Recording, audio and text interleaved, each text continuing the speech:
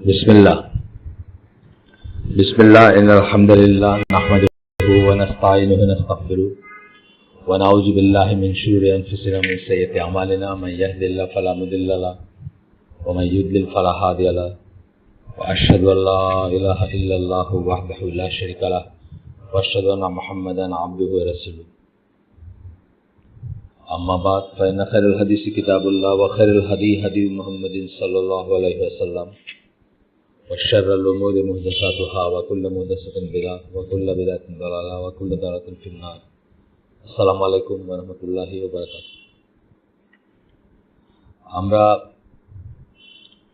এই উম্মার আহলে সুন্নাত জামাত ইমামদের ইনস্ট্রাকশনস বা পরামর্শ অথবা নির্দেশ সেগুলো পড়তেছিলাম। এখানে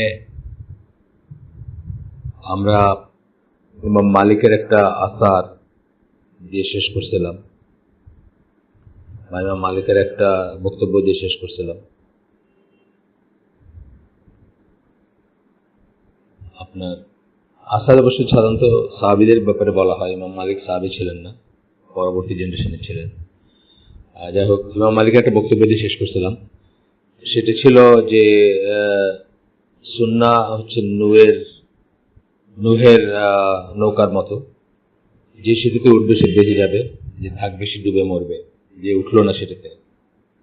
এটা বলতে গিয়ে তারপরে বলছেন যে ইলমুল কালাম ওয়ের বেনিফিশিয়াল নলেজ। ইলমুল কালাম আপনারা জানেন, কালাম শাস্ত্র বলে একটা জিনিস আছে ইসলামে। এটা একটা পলিমিক্স বা একটা তর্কের একটা শাস্ত্র, যেখানে আল্লাহর গুণাগুণ, আল্লাহ আছেন, এই সমস্ত জিনিস নিয়ে যুক্তি তর্ক করা হয়, যেটা কোনো বড় স্কলাররা যেটাকে এন্ডোর্স করেন না বা এটাকে সঠিক মনে করতেন না এই লাইনের যুক্তি তর্ক, যে যার সাথে আপনার ওয়েস্টার্ন ফিলোসফি বা ওয়েস্টার্ন এসে মিশতে, লজিক বা যুক্তি, দর্শন ইত্যাদি।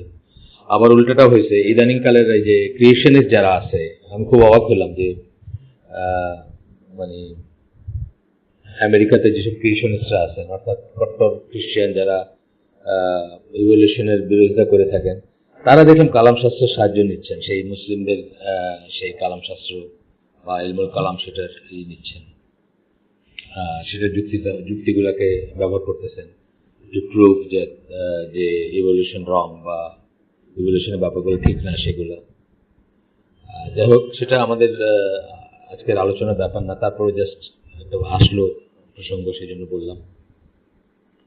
তো বলতেছেন, ইমাম মালিক বলতেছেন যে যদি ইলমুল কালাম বেনিফিশিয়াল হইতো তাহলে সাহাবা, তাবিউন যাদেরকে আমরা বলি আরবিতে তাবিউন, তারা would have spoken of it just as they spoke of the rulings of Islam. অন্যান্য ফতোয়া বা অন্যান্য ফিক বা ইত্যাদি নিয়ে যেরকম তারা বলছেন, এটা নিয়ে তারা কথা বলতেন, but it is falsehood and points to falsehood। দুটো কথা বললেন, এটা ফলসুড মানে এটা মিথ্যা এবং এটা নিয়ে যায় মিথ্যার দিকে।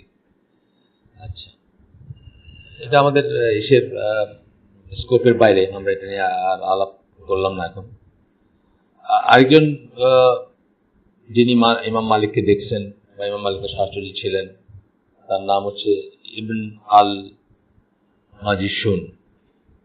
উনি বলতেছেন যে I heard Malik say, whoever introduces an innovation into Islam thinking that it is good is implying that Muhammad betrayed his mission because Allah says, বলে একটা আয়াত কোট করতেছেন, যে ওই আয়াতটা যেটা আমরা বললাম একটু আগে, যে খুব ইম্পর্টেন্ট আয়াত আমাদের মনে রাখার জন্য, সূরা মায়দা 3 নম্বর আয়াত, যে আজকের দিনে আল ইয়াউমা আকমালতু লাকুম দীনাকুম, আজকের দিনে আমি তোমাদের জন্য তোমাদের দিনকে পরিপূর্ণ করে দিলাম বা পারফেক্ট করে দিলাম। আল্লাহ বলতেছেন সূরা মায়দা 3 নম্বর আয়াতে, 5 নম্বর সূরা 3 নম্বর আয়াত।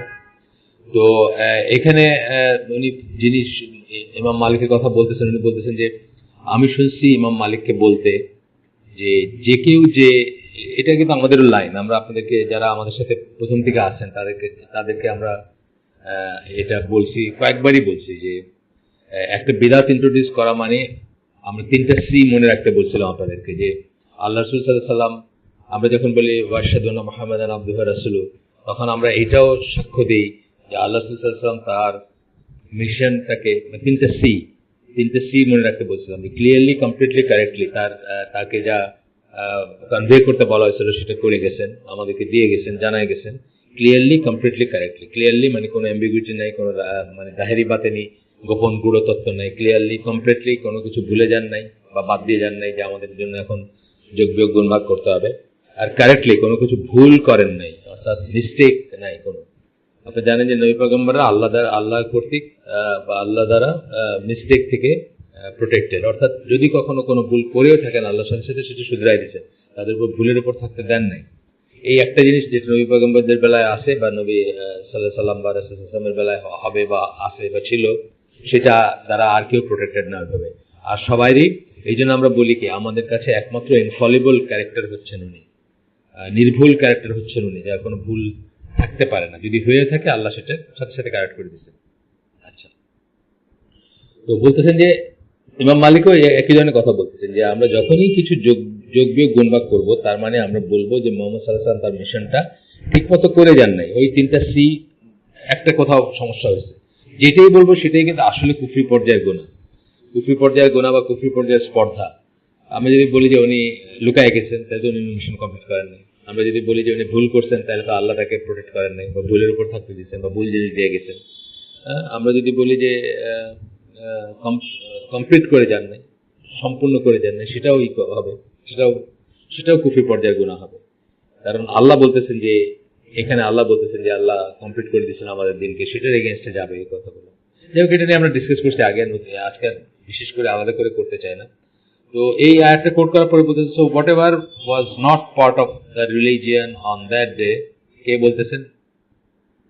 ইমাম মালিক বলতেছেন। এইটা কোট করার পরে, এই আয়াতটা কোট করার পরে বলতেছেন যে so whatever was not part of the religion on that. অত্যন্ত ভালো একটা বুঝ বা আন্ডারস্ট্যান্ডিং যে যার ওই দিনটাতে, যেই দিনে আয়াত নাজিল হয়েছে অর্থাৎ বিদায় হজের মাঠে, ওই দিন যা এই দিনের অংশ ছিল না, cannot be part of the religion today. আজকে সেটা আমাদের দিনের অংশ হতে পারে না। এইভাবে চিন্তা করলেই দেখবেন আমরা সমস্ত ভেজাল থেকে, আবর্জনা থেকে মুক্ত হয়ে যাব। সেদিন মিলাদ ছিল না, আজকে মিলাদ থাকতে পারে না। সেদিন 40 ছিল না, আজকে থাকতে পারে না। সেদিন 4 দিন ছিল না, আজকে থাকতে পারে না, অ্যান্ড সো অন। এই যে দিনের ব্যাপারে হচ্ছে, দুনিয়ার ব্যাপারে না। সেদিন ঘড়ি ছিল না, আজকে আছে। সেদিন এয়ারপ্লেন ছিল না, আজকে আছে। সেটার সাথে এটা তুলনা হচ্ছে না। ব্যাপারটা হচ্ছে দিনের ব্যাপারে, যেটা দিন ইসলামের ব্যাপারে, ব্যাপারগুলো যেগুলো আমাদের দিনই ইবাদতের ব্যাপার বা আমাদের ওয়ে অফ লাইফের ব্যাপার, সেগুলোর ব্যাপারে যা সেদিন অংশ ছিল না, আজকে সেটা অংশ হতে পারে না। এই হচ্ছে কথা। শুকর খাওয়া সেদিনও ছিল না, আজকে থাকতে পারে না। মদ খাওয়া সেদিন ছিল না, আজকে থাকতে পারে না। সুদ খাওয়া সেদিন ছিল না, আজকে থাকতে পারে না, এন্ড সো অন, যা আসবে আপনার মাথায়। আচ্ছা, এরপরের এইটা হচ্ছে মানে এরপরে বক্তব্যটা হচ্ছে ইমাম আহমদ বিন হাম্বল। ইমাম আহমদ বিন হাম্বলকে স্পেশালি ইমাম অফ আহলুস সুন্নাহ বলা হয় এই জন্য যে উনি হাদিস এবং সুন্নাহর উপরে বিশাল কাজ করে গেছেন। আজকে যাদেরকে আমরা আহলুল হাদিস বা আহলুস সুন্নাহ ওয়াল জামাআহ বলি, তাদের অধিকাংশই দেখবেন যে ওইখানে তার কাজের একটা বিরাট অবদান আছে সেসবে। এটা কনসলিডেট করার ব্যাপারে যে আমরা সুন্নাহর মানুষ হব, আমরা হাদিস মানব, বা আমরা হাদিসকে কিভাবে মর্যাদা দিব, হাদিসের বা সুন্নাহর মর্যাদা দিব কিভাবে, এটা একটা বড় কাজ ছিল ইমাম আহমদ বিন হাম্বলের। আচ্ছা, ওনার এইটা আমরা পড়ি, ওনার যে বক্তব্য সেটা পড়ি। The basic principles of sunnah in our view are, আমাদের মতে, মানে ইমাম আহমদ বিন হাম্বল বলতেছেন আমাদের মতে সুন্নাহর মৌলিক নীতিমালা হচ্ছে এরকম যে adherence to the way of the companions of the messenger of Allah, following their example and forsaking bid'ah, for every bid'ah is going astray. কি বললেন? যে আমরা সাহাবীদের পথ ফলো করব, অর্থাৎ সাহাবীরা যেহেতু সাহাবীদের জীবনে ভ্যারিয়াস সমস্যা আসছে, ভ্যারিয়াস জিজ্ঞাসা আসছে, সেগুলো তারা রাসূলের কাছে গেছেন। এক একজনের এক এক ধরনের প্রবলেম, কারো ডিভোর্সের প্রবলেম, কারো সম্পত্তির প্রবলেম, কারো দাসীকে চড় মারছেন সেটার প্রবলেম। মানে এই ভ্যারিয়াস প্রবলেমগুলোর যে সলিউশনগুলো তাদেরকে আল্লাহ রাসূল সাল্লাল্লাহু আলাইহি ওয়াসাল্লাম দিয়েছেন এবং তারা যার উপর জীবনযাপন করছেন, সেইগুলাই হচ্ছে আমাদের, সেগুলোর সাথে আমাদের লেগে থাকা উচিত। জীবনের সমস্যার সলিউশন সেগুলোর এসে যাওয়া উচিত। আমরা মানে ধরেন আজকে এইটা প্রশ্ন ওঠে যে একজন মেয়ে কেন রান্না করবে, একজন মেয়ে কেন ঘরের কাজ করবে, এইসব প্রশ্নগুলো উঠে কিন্তু আমরা দেখেন, আমরা মানে দুইটা ঘটনা হঠাৎ আমার মনে পড়লো, এই জন্য বলতেছে প্রসঙ্গত। একটা হচ্ছে আসমা বিনতে আবু বকর, ওনার বর্ণনা আসে উনি কাঠকড়ি লাকড়ি মাথায় করে নিয়ে আসতেছেন, উনি ওনার হাজবেন্ড বা ওনার ফ্যামিলিকে সার্ভ করতেছেন, এবং এটা পারফেক্টলি ওকে ছিল মদিনার সমাজে, কেউ এটা নিয়ে মানে করেন।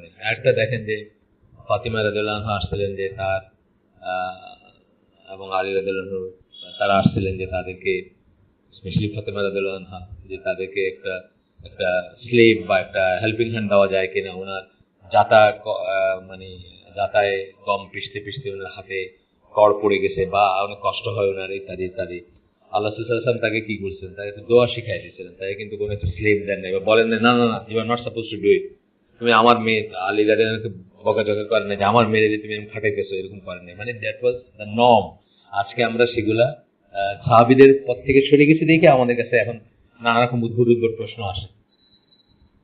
যাই হোক, ফেমিনিস্টদের এসে বা ফেমিনিস্টদের প্রভাবে হোক অথবা মডার্নিস্টদের প্রভাবে হোক, উদ্ভট উদ্ভট প্রশ্ন আমাদের মনে জাগে আর কি। আমরা আশপাশের দেম একটাই খাড়া করে দিচ্ছি নিজেদের জেন্ডারদের ভিতরে আর কি, বা জেন্ডার। এই যে একটু আগে ইমাম মালিক যে কথাটা বললেন, আমরা হয়তো এই জিনিসগুলো ব্যাগভাবে জানি, কিন্তু ঠিক এইভাবে পিন পয়েন্ট করে আমরা চিন্তা করি না যে যেটা ওই সময় আল্লাহ যেদিন বলছেন যে আজকের দিনে তোমাদের দিনকে আমি কমপ্লিট করে দিলাম তোমাদের জন্য, ওই দিন যা দিনের অংশ ছিল না আজকে সেটা দিনের অংশ হতে পারে না। এইভাবে হয়তো আমরা জিনিসটা ভেবে দেখি না। একজন কেউ চোখে আঙ্গুল দিয়ে দেখাই দিলে তখন আমাদের আমরা রিয়েলাইজ করি যে এটা এটা তো ঠিক কথা বা এটা তো সত্যি কথা, তখন আমরা হয়তো কনসিয়াস হয়ে যাই। আমি বলি না যে ওই একটা কথা, তিনটে সি এর যে কথা বলছি, ওই তিনটে সি এর যে ক্লিয়ারলি কমপ্লিটলি কারেক্টলি দিয়ে গেছেন আল্লাহ রাসূল সাল্লাল্লাহু আলাইহি ওয়াসাল্লামকে, আল্লাহ যে বাণী পৌঁছাতে বলছেন আমাদেরকে, আর তার সাথে আল্লাহর এই কথাটা যে আজকের দিনে আমি তোমাদের দিনকে তোমাদের কাছে কমপ্লিট করে দিলাম, এইটা যদি কেউ অনুধাবন করতে পারে, জীবনে কোনো রকম বেদাতে সে যেতে পারে। প্রত্যেকটা বেদাত হবে প্রচন্ড রকম বেয়াদবি, ইফ নট কুফরি। কুফরি না হইতে পারে যে সে তো ঠিক ওই কথাগুলো রিয়েলাইজ করে বলতেছে না, কিন্তু আসলে তো বলা হচ্ছে যে আল্লাহ রাসূল প্রতি মিথ্যা আরোপ করা হচ্ছে, আল্লাহর প্রতি মিথ্যা আরোপ করা হচ্ছে যখন আপনি যোগ বিয়োগ গুণভাগ করতে যাবেন দিনে, এটা বোঝার ব্যাপার আছে। যাই হোক, এরপরটা হচ্ছে হাসান বসরি, তার সালাফদের একজন, তার তার বক্তব্য, if a man who met the early Salaf were to be brought back to life today, he would not recognize anything of Islam. ওই সময় বলতেছেন উনি, চিন্তা করেন। হাসান বসরি তো একদম মানে প্রথম যুগের মানুষ, ওই সময় তিনি বলতেছেন, তো মানে জাস্ট ফার্স্ট জেনারেশন না থার্ড জেনারেশনের মানুষ, ওই সময় তিনি বলতেছেন যে যদি সালাফদের আর্লি সালাফ মানে প্রথম দিকের অর্থাৎ সাহাবীদের বা ওই সময়কার মানুষদের কাউকে যদি আজকে নিয়ে আসা যায়, তো he would not recognise anything of Islam, উনি ইসলামের কিছু চিনতে পারবেন না। এই কথাটাই আমাদের বেলায় বলা হয় যে 7th সেঞ্চুরি আরবের থেকে যদি একজন সাহাবীকে কোনোভাবে ধরেন দৈবাত তর্কের ক্ষেত্রে কোনোভাবে যদি এনে দেখানো যেত যে আমরা কি পালন করতেছি, তাহলে তারা জিজ্ঞেস করতেন হতো যে এরা কোন দিনের অনুসারী, এরকম একটা ব্যাপার হতে চলে আসতো। তো বলতেছেন যে উনি তখনই বলতেছেন যে তারা চিনবে না যে এটা কি ইসলাম, মানে anything of Islam. And he put his hand on his cheek and said, apart from this prayer, যে গালে হাত রেখে বলেন এই এই এই দোয়াটা ছাড়া, by Allah, anyone who lives in those strange times and did not meet the righteous salaf and see the innovator promoting his bidah, and the one whose main concern is worldly gains, calling others to join him, but Allah protects him from that and causes him to long for the righteous salaf, asking about their prayer, asking about their path and following their footsteps, and he follows their path, he will be compensated with a great reward. Feel like that, inshallah. বলছে যে এটা আসলে বড় একটা ইসের মতো, একটা বড় একটা দোয়ার মতো, যে যে এমন সময় বেঁচে থাকবে স্ট্রেঞ্জ টাইমস, এবং যার সাথে কোনো সালাফদের দেখা হবে না, এবং যখন দেখবেন যে যখন সে দেখবে যে বিদাতিরা, যারা ইনোভেটর, যারা নতুন নতুন জিনিস ইন্ট্রোডিউস করে, তারা অনেক কিছু ইন্ট্রোডিউস করতেছে এবং তারা দুনিয়ার জিনিসের জন্য তার দিকে ডাকতেছে, এবং আল্লাহ তাকে শিশুর থেকে রক্ষা করেন এবং causes him to long for the righteous salat, এবং তার মনে বাসনা থাকে যে তার সাথে যদি দেখা হইতো সেরকম ঈদের মানে সৎকর্মশীল পূর্বপুরুষদের, asking about their path and following their footsteps, তাদের রাস্তা জন্য আল্লাহর কাছে প্রার্থনা করে এবং তাদের এই ফলো করতে চায়, তাদের পদাঙ্ক অনুসরণ করতে চায়, and that he follows their path, এবং তাদের পাথ ফলো করে, he will be compensated with a great reward. সে ইনশাআল্লাহ সে সে সে কম্পেনসেশন, তাকে ক্ষতিপূরণ দেওয়া হবে অনেক বড় একটা এরিয়া। এগুলো কথা মিনিং কি, যে এমন একটা সময় আসবে যখন চারিপাশে খালি বেদাত থাকবে, এই থাকবে, এবং তখন এই অবস্থার ভিতরেও যারা পূর্বপুরুষদের, আমাদের অ্যানসেস্টর পূর্বপুরুষ মুরব্বী বা যারা প্রথম 3 জেনারেশন, তাদের পথ অনুসরণ করবে, তাদের পথ খুঁজবে, তাদের পথে থাকার চেষ্টা করবে, তার জন্য রয়েছে গ্রেট রিওয়ার্ড। এই কথাগুলো বলতেছেন আর কি, অনেক বড় এটা রাইট আপটা। যাই হোক, এরপরে আরেকজন কথা বলছেন যে ফুদাইল ইবন ইয়াদ রাহিমাহুল্লাহ, ওনার কথা বলতেছেন যে উনি বলছেন follow the path of guidance and do not worry about how few people are following it. হেদায়েতের পথের উপর থাকো বা ফলো করো, অনুসরণ করো, আর এটা নিয়ে চিন্তা করো না, দুশ্চিন্তা করো না যে কত অল্প মানুষ এটার উপর আছে। যেমন বাংলাদেশে এখন অনেকেই বলতে শুরু যে নিজেকে এত আইসোলেটেড লাগে, নিজেকে এত নিঃসঙ্গ লাগে যখন দেখি যে চারিপাশে সবাই উল্টা স্রোতে এই করতেছে। এটা কিন্তু কোনো ব্যাপার না, এটা থেকে যেন কোনো রকম না আসে, নিরাশা না আসে। কারণ আল্লাহ, আমি যে আপনাদের সত্য সন্ধানী বা যে কটা গ্রুপের সাথে আমি সম্পৃক্ত সেগুলো দিয়েছিলাম, যে সবসময় সত্যের উপর থাকা মানুষ কম হবে, ফিউ একটা দিছিলাম, মনে আছে আপনাদের? আবার দিলে, এগুলো বারবার দিলে সমস্যা নেই, আবার দিব আমি, যে সবসময় কিন্তু সঠিক পথে থাকার মানুষের সংখ্যা কম হবে। আল্লাহ নিজে বলছেন, রাসূল সাল্লাল্লাহু আলাইহি ওয়াসাল্লাম বলছেন, হাদিসে বলছেন, কোরআনের আয়াতে বলছেন। যাই হোক, আমরা সেটার জন্য আমরা যেন নিরাশ না হই। Beware of the paths of misguidance and do not be deceived by the large numbers of those who are doomed. যে পথভ্রষ্ট যারা, তাদের পথের ব্যাপারে সাবধান থাকবা, এবং তাদের সংখ্যার আধিক্য যেন তোমাকে না করে। যারা ধ্বংসপ্রাপ্ত বা ধ্বংসের পথে আছে, তাদের সংখ্যার আধিক্য যেন তোমাদেরকে ধোঁকা না দেয়। অর্থাৎ তাদেরকে দেখে যেন আপনার এটা মনে না হয় নিশ্চিত হলে ওরা ঠিক, এত মানুষকে আর ভুল করতে পারে, এইসব লজিকগুলো যেন আপনার ভিতরে না আসে। আচ্ছা, এরপরে এইটা হচ্ছে সেইংটা হচ্ছে আব্দুল্লাহ ইবনে ওমর রাদিয়াল্লাহু আনহুমা said to a person who asked him about something and said, your father forbade that. Abdullah ইবনে ওমরকে একজন মানুষ কিছু নিয়ে জিজ্ঞেস করছিল এবং বলছেন যে তোমার বাবা তো এটা নিষেধ করছে। তখন উনি বলছেন, আব্দুল্লাহ ইবনে Omar, it is the command of messenger of Allah is the command of the messenger of Allah sallallahu alaihi wasallam more deserving of being followed or the command of my father? কার আদেশটা আমাদের মানে বেশি প্রাধান্য পাওয়ার যোগ্য, আমার রাসূল সাল্লাল্লাহু আলাইহি ওয়াসাল্লামের আদেশ নাকি আমার বাবার আদেশ? অর্থাৎ কোন একটা ব্যাপারে হয়তো একজন লোক এমন কথা বলছে যেটা বলছে তোমার আব্বা তো এরকম করতে বলছিলেন, যেটা আল্লাহ রাসূলের কথার এগেইনস্টে যায় বা আল্লাহ রাসূলের আদেশ যে ডিফারেন্ট হয়, তখন উনি বলছেন যে কারটা বেশি। অর্থাৎ বোঝাতে চাইছেন যে আমার আব্বার কথা ম্যাটার করে না, রাসূল সাল্লাল্লাহু আলাইহি ওয়াসাল্লাম যেটা বলছেন সেটাই ম্যাটার করে। তো এখানে বলতেছেন যে আব্দুল্লাহ ইবনে ওমরের কথা বলতেছেন যে উনি সাহাবীদের সবচেয়ে স্ট্রংগেস্ট, মানে সবচেয়ে শক্তিশালী বা সবচেয়ে ইন্টিগ্রিটি বা সবচেয়ে বেশি মানে দৃঢ়চিত্ত সাহাবীদের একজন ছিলেন। ডিনাউন্সিং বিদআত এন্ড ফলোইং সুন্নাহ, বিদআতকে করার জন্য, মানে বিদআত পরিত্যাগ করার জন্য বা বিদআতের সমালোচনার ব্যাপারে এবং সুন্নাহ ফলো করার ব্যাপারে। He heard a man sneezing and saying, praise be to Allah and peace and blessing upon his Messenger.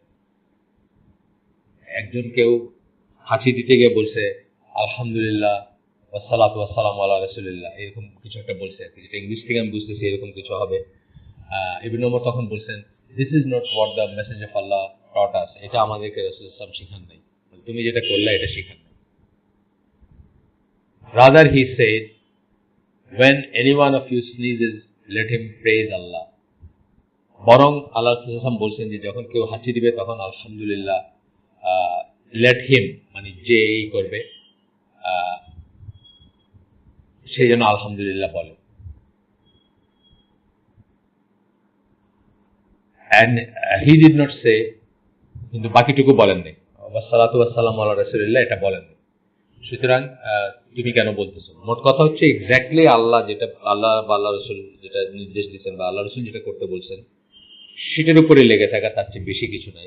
এই ইস্যুর উপর, সালাওয়াতের উপর আমি জানি না আপনাদের সাথে শেয়ার করছি কিনা, একটা বই আছে আমার কাছে, ছোট্ট বুকলেট। আমরা দেখি এই বইটা শেষ করার পরে বইটা না হয় পড়ার চেষ্টা করবো, কারণ এটা সবাই জানা উচিত। কারণ সালাওয়াত মানে রাসূল সাল্লাল্লাহু আলাইহি ওয়াসাল্লামের উপরে সালাত প্রেরণ করা যেটাকে আমরা বলি, এটা কিন্তু খুব সিগনিফিকেন্ট একটা জিনিস এবং এটার ডুজ এন্ড ডু নটস আছে এবং এটাকে করে বিদাতও আছে, বাড়তিও করা হয়, কমও করা হয়। যেমন ধরেন পার্সোনাল সাপ্লিকেশন, যেটা আপনারা তো অনেকে জানেন, তবু আমি বলতেছি যে পার্সোনাল সাপ্লিকেশন, নিজে যখন একান্তে দোয়া করবেন আল্লাহর কাছে, তখন কিন্তু এই দোয়াটা ঝুলে থেকে যতক্ষণ আপনি আল্লাহ রাসূলের উপর সালাত প্রেরণ না করেন বা না পড়েন, এটা আমরা অনেকেই জানি না হয়তো।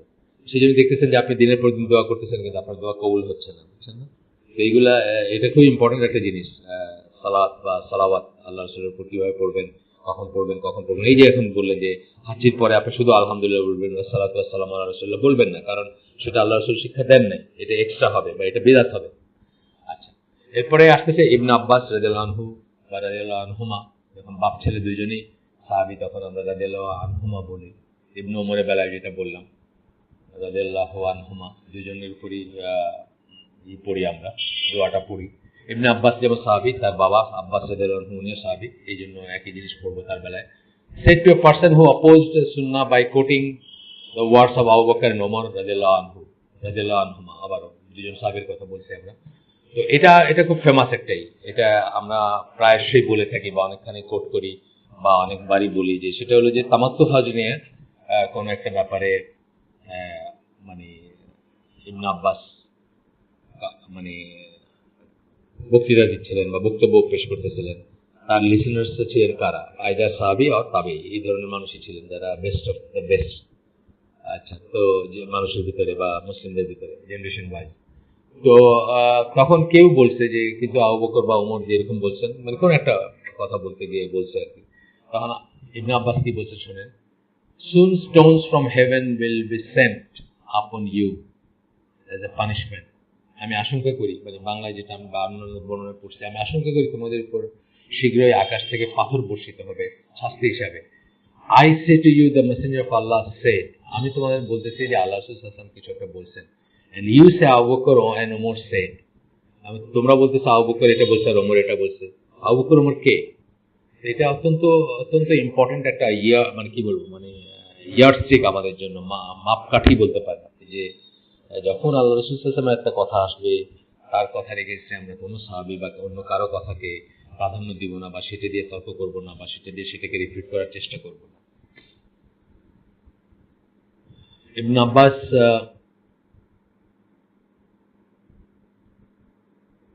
Abbas spoke the truth when he described Ahlus Sunnah in the following terms. আপনাদেরকে আগে বলছি বোধ হয় যে আহলুস সুন্নাহ ওয়াল জামা, এই কথাটা সাহাবী আব্দুল্লাহ ইবনে আব্বাস, যার কথা বললাম মাত্র পড়লাম, তার কথাতেই বা তার বর্ণনাতেই প্রথম এই কথাগুলো উচ্চারিত হয়েছে। আহলুস সুন্নাহ ওয়াল জামা টার্মটা কিন্তু রাসূলের সময়কার টার্ম না, পরবর্তী সময়কার টার্ম, বাট এটার যে সেন্সটা এটা তো তখন থেকেই ছিল, আল্লাহ রাসূল এবং তার সাহাবীরা যে পথের উপর ছিলেন এটাকে বোঝানো হয়। আমরা অনেকবার বলছি আগে, আবার প্রসঙ্গত জাস্ট ভেরিফাই করলাম। তো ইবনে আব্বাস কি বলতেছেন যে উনি আহলুস সুন্নাহ সম্বন্ধে, আহলুস সুন্নাহর ব্যাখ্যা বা আহলুস সুন্নাহ কাকে বলে বা আহলুস সুন্নাহ জামা বলতে কি বোঝায়, এটা বলতে গিয়ে বলছেন, you always see a man of আহলুস সুন্নাহ কলিং পিপল টু দ্য সুন্নাহ এন্ড ফরবিডিং বিদআহ। আহলুস সুন্নাহ ওয়াল জামার কোন একজন সদস্যের পরিচয় বা পরিচিতি বা তাকে চেনার একটা উপায় হচ্ছে সে সবসময় সুন্নাহর দিকে ডাকবে এবং সবসময় বিদআতকে পরিত্যাগ করতে বলবে আপনাকে। আচ্ছা, এরপরে সুফিয়ান আস-সাওরী, ইনিও প্রথম যুগের বা সালাফদের একজন, উনি ছিলেন আপনার অ্যাসিটিক ছিলেন, আগেও বলছি আপনাদেরকে, জুহুদ যাকে বলি, খুব সিম্পল লাইফ লিড করতেন, এবং তার কাছ থেকে অনেক সুফিরা প্রেরণা লাভ করছে, যদিও উনি সুফি ছিলেন না, সুফি জিনিসটা পরবর্তী সময়কার আবিষ্কার। তো সুফিয়ান আস-সাউরি বলতেছেন যে if you hear that a man in the east is a follower of the sunnah, then send salams to him, for Ahlus Sunnah are becoming very few. এটাতে বোঝাচ্ছেন যে আহলুস সুন্নাহ রেয়ার হয়ে যাবে। ইস্ট বলতে বোঝাচ্ছেন দূরবর্তী জায়গার। If you hear that man in the east is follower of the সুন্নাহ, পূর্ব দিকের কোনো মানুষ যদি সুন্নাহর ফলোয়ার, এই কথা যদি শোনো বা জানো, তাহলে তার প্রতি সালাম পাঠাও, সেন্ড সালামস টু হিম, তাকে সালাম পাঠাও বা সালাম বলো তার উপর। কেননা আহলুস সুন্নাহ মানুষ অনেক কমে যাচ্ছে। সেই যুগেই বলছেন, এখনকার কথা তো বাড়িয়ে দিলাম। এরপরে আরেকজনের করতেছেন, যে আরেকজনের একটা কোটেশন বলবেন। এগুলো আমরা কি আমাদের এই উম্মার বা আহলুস সুন্নাহ জামার ইমাম যারা লিডার ইন দ্বীন আর কি, দিনের নেতা যারা, দিনের পথে আমাদের নেতৃত্ব যারা দিচ্ছেন অথবা যারা জ্ঞান বিতরণ করছেন, তাদের সেইগুলো আমরা পড়তেছি এবং আমরা দেখতেছি যে কাছাকাছি হইলেও প্রত্যেকটা এসে নতুন কিছু শেখার আমরা পাচ্ছি। এখানে আইয়ুব আশ-শাক্তিয়ানি একজনের কথা বলতেছেন, এনার নাম আমি এই বইতে প্রথম শুনছি, আগে শুনি নাই। উনি বলতেছেন, whenever I am told of the death of a man among আহলুস সুন্নাহ, আহলুস সুন্নাহর কারো মৃত্যুর খবর যখন আমাকে দেওয়া হয়, it is as if I have lost one of my limbs, আমার যেন একটা অঙ্গ প্রত্যঙ্গ, হাত পা কিছু একটা কাটা পড়ে গেছে বা হারায় ফেলছে, আমি এরকম আমার কাছে কষ্ট লাগে বা এরকম মনে হয় আমার কাছে। মিনিং যে বড় একটা ক্ষতি হয়ে যাচ্ছে বা অপূরণীয় ক্ষতি হয়ে যাচ্ছে। সত্যি কথা এটা। আমরা গত শতাব্দীতে 3 জন বড় আলেম পাইছিলাম, যাদের কাছ থেকে আমরা অনেক কিছু শিখছি বা যাদের রাইট আপ এখনো আমাদের ভিতরে ওয়াইডলি সার্কুলেটেড। একজন আব্দুল আজিজ বিন বাজ, একজন মোহাম্মদ বিন সালেহ আল উসাইমিন এবং একজন নাসিরউদ্দিন আলবানী। ওনাদের চলে যাওয়ার পরে আমরা বুঝতেছি যে কত বড় লস হয়েছে। আমরা ওই টিয়ারের বা ওই মর্যাদার বা ওই পর্যায়ের আলেম আমাদের ভিতরে এখন আর নাই। এরপর আমরা যে যার কোটেশনটা পড়বো, জাফর ইবন মুহাম্মদ, উনি বলতেছেন, আই হার্ড কুতায়বাহ রাহিমাহুল্লাহ সে, আমি কুতায়বাহকে বলতে শুনছি, if you see a man who loves ahlul hadith like Yahya ibn Sa'id, Abdul Rahman ibn Mahdi, Ahmad bin Hanbal, Ishaq ibn Rahawayh, and he mentioned others, he is following the sunnah, and whoever goes against them, know that he is an innovator. বলতেছেন যে তুমি যদি কোনো মানুষকে দেখো যে আহলুল হাদিস যারা, তারপর কতগুলো নাম বললেন, যে নামগুলো আমি পড়লাম, এদেরকে এবং অন্যান্যদের কথা বলছেন, এদেরকে ফলো করতেছে বা এদেরকে ভালোবাসতেছে, তাহলে বুঝবা যে সে সুন্নাহর উপর আছে বা সুন্নাহ অনুসরণ করতেছে। আর যদি দেখো তাদের বিরোধিতা করতেছে, অর্থাৎ গালিগালাজ করতেছে বা বকাবকি করতেছে বা তাদের সমালোচনা করতেছে, তাহলে জানবা যে সে একজন বিদআতি। এগুলা এই জন্য আমরা যে কোনো ধরেন কারোর সাথে একটা কথা হচ্ছে, একটা হবে আপনার একটা কোনো একটা ব্যাপারে, আপনি একটা ব্যাপারে বিতর্ক অথবা বিতর্ক না হোক, আলোচনা হচ্ছে বা সত্য সন্ধান করতে যাচ্ছে, তখন প্রায় দেখবেন যে জিনিসটা খুব কাজের হয় যে আপনি তাকে জিজ্ঞেস করবেন যে আপনি কাকে আলেম মানেন। যদি ধরেন সে দেওয়ানবাগিকে আলেম মানে আর আপনি যদি মোহাম্মদ বিন সালেহ আল উসাইমিনকে আলেম মানেন, তাহলে দুজনের ভিতরে কোনো তর্ক হতে পারে না, কোনো কথার কিছু নাই আসলে। বিকজ সে তো তার আলেম বা তার শিক্ষক মানছে একজন বিদআতিকে, একজন শিরকের উপর থাকা মানুষকে, বা একজন সুফিকে, বা একজন ভ্রান্ত আকীদা, ভ্রান্ত তরিকার মানুষকে। তার সাথে আপনার কোনো হতে পারে না। আমি বলছি কিনা জানি না, একজনের সাথে আমাকে একবার আলোচনা করতে নিয়ে গেলেন, উনি দাওয়াত দিচ্ছেন আমাকে, আমার সাথে কথা বলবেন, আলোচনা করবেন। তো আমি ওনাকে জিজ্ঞেস করলাম যে আপনি কাকে আলেম মানেন, মানে ওই যুগের বা এই যুগের কাকে আলেম মানেন। ওনাকে চুপ করে থেকে বললেন ওসামা বিন লাদেন। আমি বললাম ওসামা বিন লাদেন তো কোনো আলেম না, লক্ষ কোটি আলেম মানে 1400 বছরে গুজরে গেছে বা চলে গেছেন। আপনি এমন একজনের নাম বললেন যাকে কেউ আলেম বলবে না, হয়তো যোদ্ধা বলতে পারে, সেটা আলাদা একটা জিনিস, বা খুব ইম্পর্টেন্ট বলতে পারে দুনিয়ার জন্য, কিন্তু আলেম আছে। তারপরে ওনাদের দলীয় স্লোগান, মানে যার কথা আমি বলতেছি, ওনারা একটা দল করেন, দলীয় স্লোগান হচ্ছে রাব্বুন আল্লাহ। মানে এটা নাকি ইমানের স্টেটমেন্ট। আমরা যেরকম বলি লা ইলাহা ইল্লাল্লাহ, ওনারা বলেন যে ইমানের স্টেটমেন্ট হচ্ছে রাব্বুন আল্লাহ। কারণ আমি তো ওনাকে জিজ্ঞেস করলাম যে এক পর্যায়ে আমি জিজ্ঞেস করলাম যে আপনি আপনারা বলেন যে রাব্বুন আল্লাহ হচ্ছে ইমানের স্টেটমেন্ট, অন্তত 50টা হাদিস পাওয়া যাবে যেখানে দেখবেন যে কেউ আল্লাহ রসুল সাল্লাল্লাহু আলাইহি সাল্লামের কাছে আসছে ইসলাম গ্রহণ করতে বা মানে বায়াত নিতে অথবা কিছু তার কাছে তার দলভুক্ত হইতে, উনি তখন তাদেরকে বলছেন যে লা ইলাহা ইল্লাল্লাহ বলতে বলছেন এবং সেটার উপর স্টেটফাস্ট থাকতে বলছেন বা এই ধরনের কথা। তখন উনি আমাকে বললেন যে হাদিস এগুলা কে কবে লিখছে, কোথায় কে কবে সংগ্রহ করছে। আমি তখন তো মানে লাফ মাইরা মনে হয়েছে যে বাইর হইয়া দৌড় মাইরা আসি, এবং আমি যে আমাকে নিয়ে গেছিল তার আমি অলমোস্ট মারতে গেছিলাম যে তুমি আমার সময়টা নষ্ট করলা। এটার কারণ হচ্ছে যে যে আলেম এর একজন একজন ক্লাসিক্যাল আলেমের নাম বলতে পারে না, ক্লাসিক্যাল পিরিয়ডের, বা একজন মানে সবার কাছে গ্রহণযোগ্য আলেমের নাম বলতে পারে না, যার মুখে ওসামা বিন লাদেন একজন আলেম, আর যে বলে যে হাদিস কে কবে লিখছে এটা কোনো ঠিক আছে নাকি, তার সাথে তো কোনো তর্ক হতে পারে না। এইটাই হচ্ছে কথা যে আপনি এই কথাটা আরেকভাবে বলছেন, যিনি এখানে বলছেন যে যদি তুমি দেখো যে আহলুল হাদিস যারা হাদিসকে যারা মানে যারা হাদিসের লোক, অর্থাৎ এই আহমদ বিন হাম্বল সহ যাদের নাম বলছেন, তাদেরকে ভালোবাসে, তাহলে জানবা যে সে সুন্নাহর লোক বা আহলুস সুন্নাহর লোক বা আহলুস সুন্নাহ জামার উপর আছে, পথের উপর আছে। কিন্তু যদি দেখো যে তাদেরকে সমালোচনা করতেছে বা তাদের বিরোধিতা করতেছে, তাহলে জানবা যে সে বিদআতপন্থী লোক। এটা হচ্ছে একটা প্রাইমারি, মানে একটা প্রথম স্টেপ, কারোর সাথে কথা বলবেন কিনা বা আদৌ আলোচনা করবেন কিনা দিন নিয়ে, সেটার একটাই। কারণ যদি এখানে যদি আপনি আপনার রেফারেন্স পয়েন্টে যদি আলাদা হয়, তাহলে কথা বলার কোনো মানে হয় না। রেফারেন্স ফ্রেমটা এক হইতে হবে অন্তত, তখন অন্তত মানে সত্যাসত্য নিয়ে কথা বলা যায়। আমরা আজকে শেষ করে দেবো। সুবহানাকা আল্লাহুম্মা ওয়া বিহামদিকা আশহাদু আল্লা ইলাহা ইল্লা আনতা আস্তাগফিরুকা ওয়া আতুবু ইলাইক। আমরা যা শুনলাম তার ভিতরে ভালো কিছু শুনে থাকলে সমস্ত প্রশংসা আল্লাহর, এবং খারাপ কিছু শুনে থাকলে সমস্ত ব্যর্থতা আমার, এবং সেটা শয়তানের তরফ থেকে। আল্লাহ আমাদের তৌফিক দেন ভালো যা শুনলাম তার উপর আমল করার। আসসালামু আলাইকুম ওয়া রাহমাতুল্লাহি ওয়া বারাকাতুহু।